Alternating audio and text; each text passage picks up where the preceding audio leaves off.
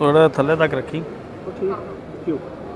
बिस्मिल्लाहिर्रहमानिर्रहीम। आप देखें इन्फॉर्मेशन शाकिर, और आज की इस वीडियो में हम आपको हमजा मुख्तार और बाबर आज़म के केस से मुतल्लिक अहम तरीन अपडेट्स जो हैं वो आपके साथ शेयर करेंगे। लेटेस्ट अपडेट्स जो हैं वो हमारे पास हमें मौसूल हुई हैं, जिसमें हमजा मुख्तार का जो केस लाहौर हाई कोर्ट में लगा हुआ था वो अब इल्तिवा का शिकार होने जा रहा है। यानी वो 1-2 माह मज़ीद जो है वो उसकी समाअत नहीं हो सकेगी।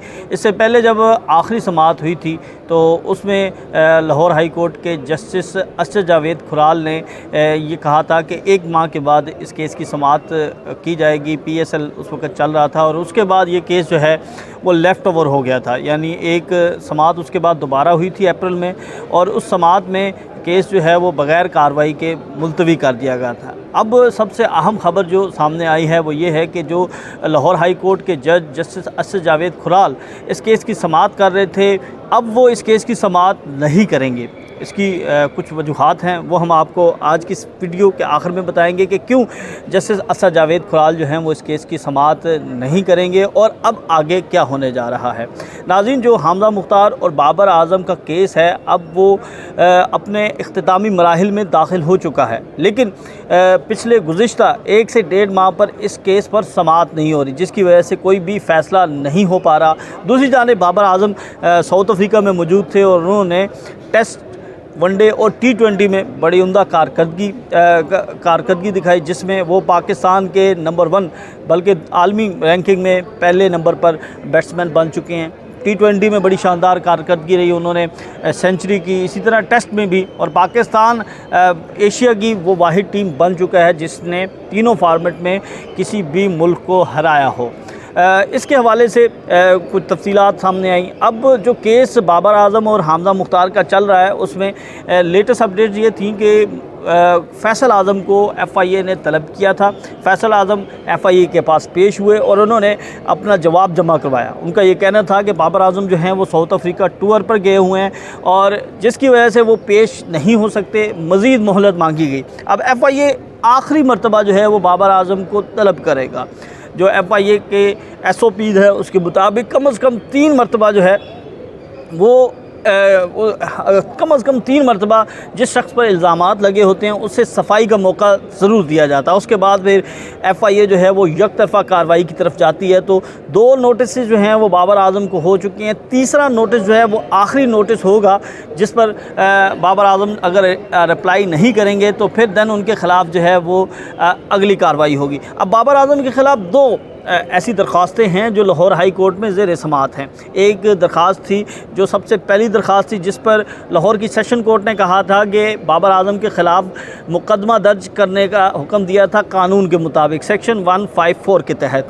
अब दूसरा जो केस था साइबर क्राइम का जो FIA से रुजू किया था, उस पर भी अदालत ने ये अहकामात जारी किए थे कि कानून के मुताबिक कार्रवाई की जाए, कानूनी तकाज़ों को पूरा करके जो है वो मुकदमा दर्ज किया जाए, और उन कानूनी तकाज़ों को पूरा करने के लिए FIA ने बाबर आज़म को नोटिस भी जारी कर रखा है।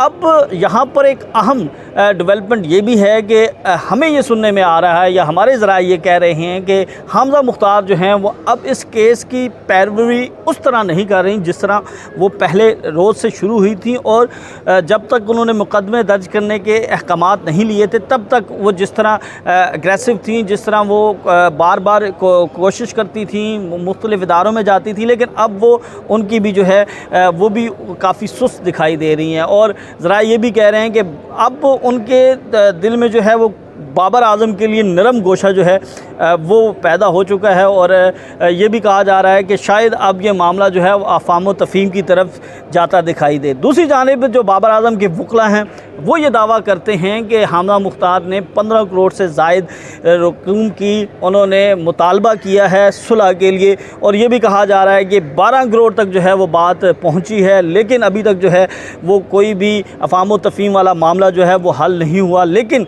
ये दावा किया है जो बाबर आज़म के वकला हैं उनकी जानिब से कि 15 करोड़ रुपए का उन्होंने डिमांड की थी, जो उनकी पूरी नहीं की गई, जिसकी वजह से वो मुख्तलिफ़ जगहों पर जाकर उनके मुवक्किल के ख़िलाफ़ दरख्वास्तें दे रही हैं।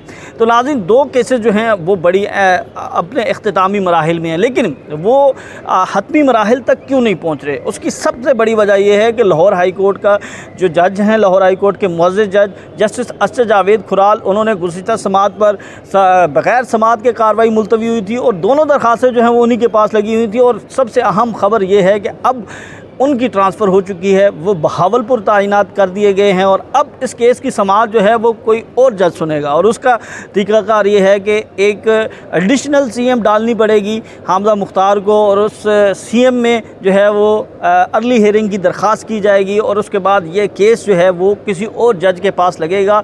अब ये जो जज सुन रहे थे, इनका ट्रांसफ़र हो चुका है और ये वही जज हैं नाज़रीन जिन्होंने शहबाज शरीफ की ज़मानत पर इख्तलाफी नोट दिया और उनका ये कहना था कि शहबाज की ज़मानत मुस्तरद कर दी जाए, जबकि दूसरे जज ने कहा था कि मंजूर कर ली जाए।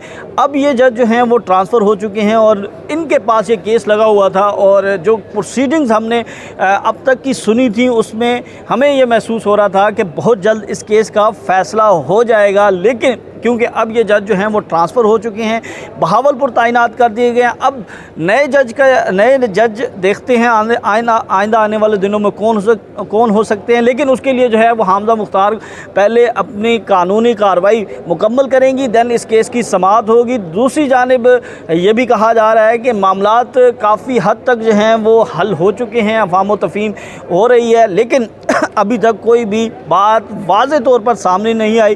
चूँकि ज़रा ये कहते हैं कि हामज़ा मुख्तार से FIA ने एक और मोबाइल तलब किया, लेकिन अभी तक उन्होंने ताहाल जो है हमारे पास जो आखिरी इत्तलात हैं उसके मुताबिक उन्होंने वो मोबाइल फ्रांसिक के लिए जमा नहीं करवाया। मामलात कहाँ तक पहुँचे हैं हम अगली वीडियो में आपके साथ मज़ीद तफसीलात शेयर करेंगे। तब तक के लिए हमें इजाज़त दें। अल्लाह हाफ़िज़।